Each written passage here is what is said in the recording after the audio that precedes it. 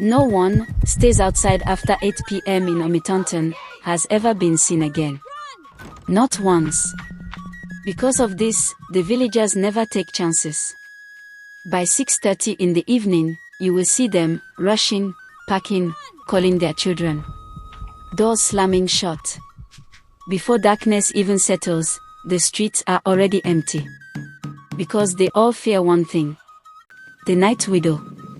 It is said that if she sees anyone outside at night, that person will vanish into thin air forever.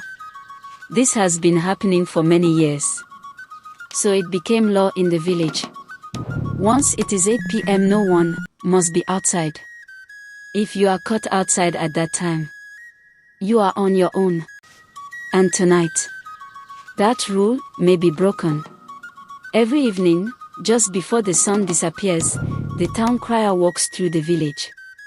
Gong, gong, gong, ringing his bell. Pack your goods. Take your children inside. His voice echoes through the market. And listen well, even when you are inside. If you hear a knock on your door, do not open. Do not respond. The people of Omituntun lived in fear. Deep fear. In that village, tomorrow was never promised. Their nights had been stolen. And worse still, they could not leave. They were trapped, forced to live out a punishment they did not even understand. A punishment from their forefathers. Even the innocent children, who knew nothing of the past, still suffered for it. There were no moonlight gatherings. No laughter-filled nights. No stories shared under the stars. Instead, children sat with their elders at noon, under the harsh sun, trying to enjoy the stories meant for the night. The village slowly became dull, heavy, restless. And so, the people found strange ways to cope. They mocked each other, teased each other, laughed, not out of joy, but to forget their fear. And the one they mocked the most was a girl named Abeke. Abeke was different. Her eyes were unlike anything anyone had ever seen. Big, wide, slightly protruding, and yellow. The villagers called them strange, but Abeke called them beautiful. She loved her eyes, because to her, they made her unique. When she was born, her mother was surprised. Why are her eyes so big, she wondered. But still, she smiled. Because the child could see well. She was calm, quiet. Almost too calm. What her mother did not know was that Abeke's eyes were not ordinary. Abeke could see things others could not. She could look at someone and know if they were lying. She could tell who was destined for greatness and who was not. Sometimes, she saw the future. Sometimes, she saw the past. And sometimes, she could see the pain inside a person without them saying a word. But no one knew. Not the villagers, not even her father. Only her mother suspected something. As a baby, Abeke was different. She did not cry like other children. She would look at her mother almost as if she understood everything. If her mother was tired, she stayed quiet. If her mother was stressed, she did not disturb her. It was as though she could see beyond the ordinary. Then, she turned 5. And everything changed. One day, her mother was warning her. Never open the door at night, she said. You must obey the rules of this village. Abeke listened quietly. Then she smiled, softly, and said, Don't worry, Mama. Daddy will save me, just the way he saved you, that night. Silence. Her mother froze. Her heart skipped. That night. What night? She had never told anyone. No one. Her mind raced back to that evening. She had been returning from the market, running against time. Her basket of plantains fell. Everything scattered on the ground. She had no choice but to gather them. But time was slipping fast. It was almost 8 p.m. The hour of the night widow. Panic. She ran from door to door. Please, open the door. I beg you. But no one answered. No one dared. They thought she might be the night widow in disguise. Until one man opened his door. A stranger. He let her in. Just in time. That man became her husband. And now, her daughter was telling a story she had never shared. Her mother stared at her. Confused, shaken, afraid. Memories began to connect. The lost bag Abeke found, without going there. The things she said, that always turned out to be true. My daughter, she whispered. Are you hiding something from me? How do you know these things? That night was only between your father and I. Abeke looked at her mother. Calmly. Gently. And then she said, Mama, I see things beyond the ordinary. I see the past. And I see what is coming. Abeke could sometimes see the past. And she could see the future. Her mother listened quietly, then forced a small smile. My child, she said softly, never tell anyone about this. And Abeke obeyed. She told no one. But even without words, the villagers could already feel it. They did not accept her. They mocked her, teased her. They wanted her tears to become their laughter. Anytime they saw her, they would shout, Oh, Abeke with the big eyes. Come and cry for us. But Abeke never cried. She was calm. Too calm. Too strong for her age. And when some refused to leave her alone, she taught them lessons they would never forget. She would look straight into their eyes, deep and still, then quietly say, Should I tell your mother that you stole money and blame your brother? Silence. Fear. The child would freeze. How did she know? One by one, the story spread. Whispers filled the village. Abeke is not ordinary. She is a witch. But Abeke ignored them. Because she had something greater on her mind. She had a mission. She wanted to know the truth. The real reason why no one could stay outside after 8 p.m. Because deep inside, Abeke loved the night. The sound of crickets. The calm breeze. The moonlight. Spreading softly across the land. She wanted to experience it. To feel it. To live it. She had asked her mother many times. Why? But her mother always gave the same answer.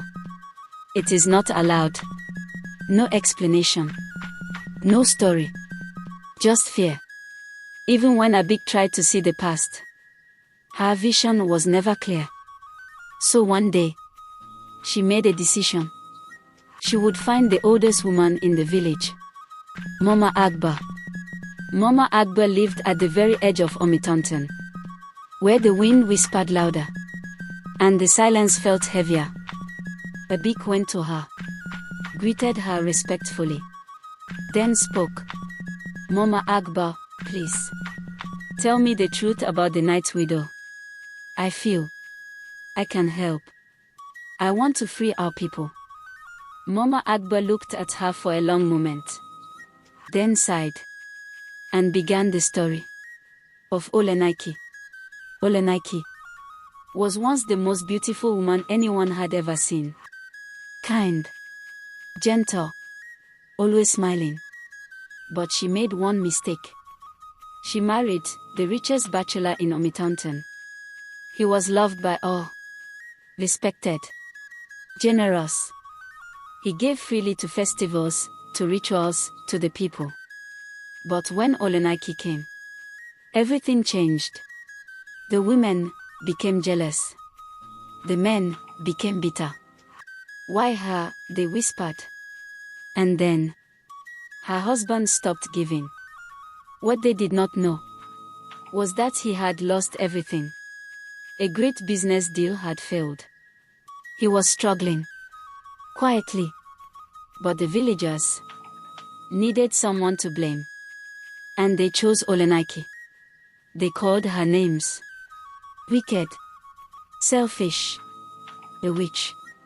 Then one night, her husband died in his sleep. Just like that, Olenaiki wept, cried until her strength failed. But the villagers showed no mercy. You killed him, they said. You took everything from us. Broken, but strong. Olenaiki tried to move on. She began trading between villages, trying to survive. Then she discovered she was pregnant. And the hatred grew worse. She killed her husband for another man. That child is not his. Their anger had no limit. So they banished her, sent her into the thick forest. But that was not the worst. Some followed her, driven by jealousy and cruelty. And there, in the darkness of the forest, they ended her life and the life of her unborn child. Silence. Mama Agba's voice trembled. That night, she said, something changed. Olenaik's spirit rose, filled with pain, filled with anger, filled with vengeance. And from that night, she became the Night Widow. She returned, not as a woman, but as a force, taking one life after another, after another. Abeke sat in silence, shocked.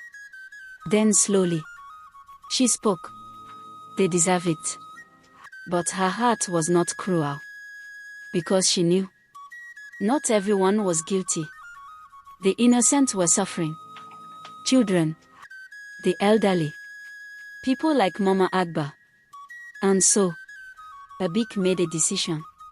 She would end it. That evening, as always, the bell rang. Go inside. Lock your doors. The villagers ran. Fear filled the air. But Abeke did not move. Her mother grabbed her arm. Come inside.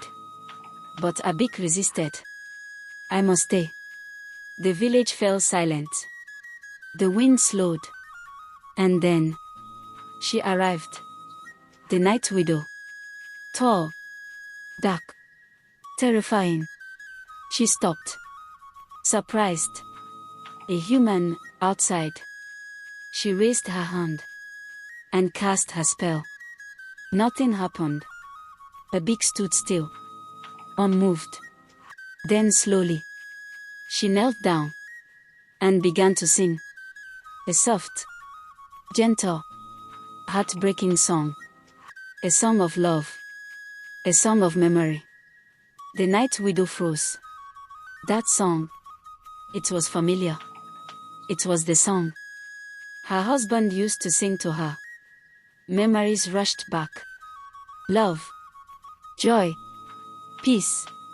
And for the first time in many years, the Night Widow felt something else.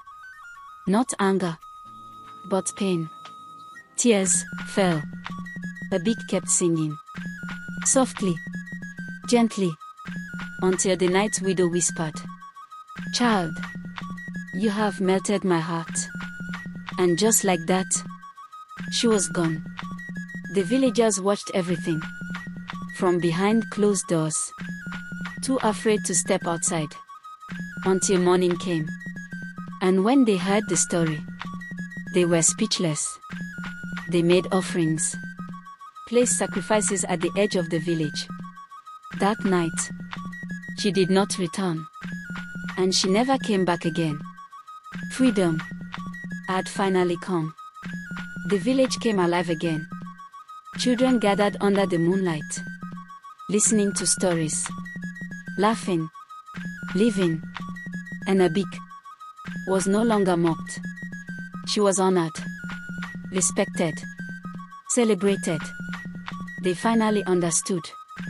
Her eyes were never a curse. They were a gift. And from that day on, people came to her, seeking guidance, seeking truth. But this time, Abeke smiled and said, "Nothing is free." Soft laugh, light tone.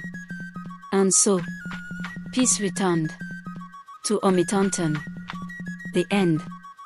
If this story touched your heart, tell me what you think in the comments. I would love to hear from you. Don't forget to like, subscribe, and turn on the notification bell, so you never miss another story. Until next time, rest well and stay safe in the night.